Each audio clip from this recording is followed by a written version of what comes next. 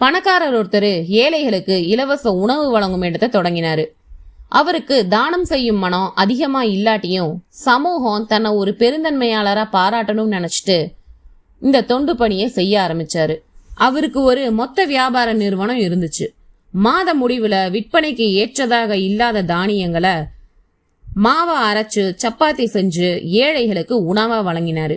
அந்த மாவு பல நேரங்கள்ல கெட்டு போனதாகவும் அந்த சப்பாத்தி சுவையற்றதாகவும் ரொம்ப கெட்டியாகவும் இருந்துச்சு. சில நாட்கள் கழிச்சு அவருடைய மகனுக்கு திருமணம் பண்ணி வச்சாரு. மருமகளும் வீட்டுக்கு வந்தாங்க. அவங்க ரொம்ப பணிவாகவும் பக்தி பரிவுமுடையவளுமாவும் இருந்தாங்க.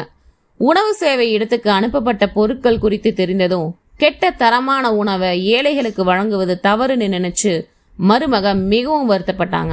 வீட்டுல நிறைய வேலைக்காரங்க இருந்த போதுமே உணவை தயாரிக்கும் பொறுப்பை தானே ஏற்க முடிவு செஞ்சாங்க. முதல் நாள்லயே இலவச உணவு சேவையில பயன்படுத்தப்படுற அந்த கெட்ட மாவாலேயே சப்பாத்தி செஞ்சாங்க. அவங்க மாமனாரு சாப்பிட்றக்கு அமர்ந்தாரு. சப்பாத்திய மற்ற உணவுகளோட பரிமாறினாங்க. சப்பாத்தி தடிப்பா இருந்ததை கண்டு அவரு ஆச்சரியப்பட்டாரு. ஆர்வத்துல ஒரு துளி எடுத்து சாப்பிட்டும் போட்டாரு. அதை சுவைத்ததுக்கு அப்புறமா நம்ம வீட்டுல இத்தனை நல்ல மாவு இருக்கும்போது இந்த கெட்ட மாவால ஏன் நீ சப்பாத்தி செஞ்ச அப்படின்னு கேக்குறாரு. மருமக சொல்றாங்க, மாமா நீங்க இப்போ கடைசி காலத்துல இருக்கீங்க, நீங்க இப்ப இதைத்தான் சாப்பிட்டு ஆகணும் அப்படின்னு சொல்றாங்க. அவருக்கு ஒண்ணுமே புரியல. நீ என்ன சொல்ற அப்படின்னு கேக்குறாரு. மருமக விளக்கி சொல்றாங்க, நீங்க முந்தைய காலத்துல நல்ல மாவுல சப்பாத்தி செஞ்சு ஏழைகளுக்கு கொடுத்துருந்தீங்கன்னா இப்போ உங்களுக்கு இந்த நிலைமை வந்திருக்காது. நீங்க கெட்ட மாவுல சப்பாத்தி செஞ்சு ஏழைகளுக்கு கொடுத்து அதுல பெருமையும் அடைஞ்சீங்க. அதனால தான் உங்களுக்கு இப்போ அதே மாவுல சப்பாத்தி வந்திருக்குது.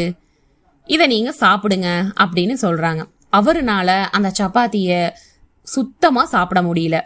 அவருடைய தவற உணர்ந்தாரு. மருமக கிட்டையும் ஊர் மக்கள் கிட்டையும் மன்னிப்பும் கேட்டாரு. அந்த நாள்ல இருந்து கெட்ட மாவை எரிஞ்சிட்டு நல்ல மாவால சப்பாத்தி செய்ய ஏற்பாடு செஞ்சாரு.